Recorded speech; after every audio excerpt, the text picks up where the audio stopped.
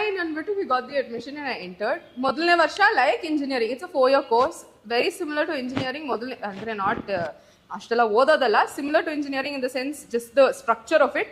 ಮೊದಲನೇ ವರ್ಷ ಎಲ್ಲದನ್ನು ಟ್ರೈ ಮಾಡಕ್ ಬಿಡ್ತಾರೆ. ಪೇಂಟಿಂಗ್ ಇರುತ್ತೆ, ಸ್ಕಲ್ಪ್ಚರ್ ಇರುತ್ತೆ, applied art, find your niche ಅಂತ.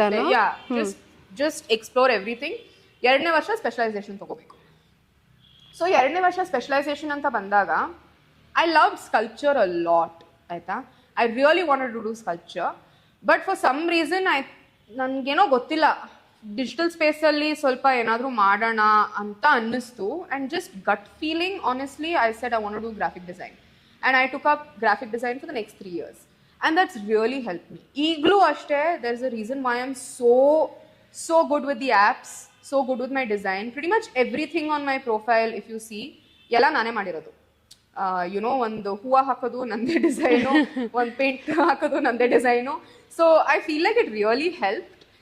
ಈಗಲೂ ಕೇಳ್ತಾರೆ ಲೈಕ್ ಯುನೋ, ಅಲ್ಲ ಓದಿದ್ ನೀನು, ಏನು ಓದ್ದೆ ಅಂತ. ಗ್ರಾಫಿಕ್ ಡಿಸೈನಿಂಗ್ ಅಂದಿದ ತಕ್ಷಣ ನೀನು ಗ್ರಾಫಿಕ್ ಡಿಸೈನ್ ಬೇರೆ ಮಾಡಿದ್ಯಾ ನೀನು, ಎಕ್ಸ್ಕ್ಯೂಸ್ ಮೀ ಅಂತ. But yeah, it's a small part of my life that even I have forgotten. ನಾನು ಮರ್ತೋಗಿದ್ದೀನಿ ಅದು ಮಾಡಿದ್ದೀನಿ ಅಂತ. But yeah, thanks for asking.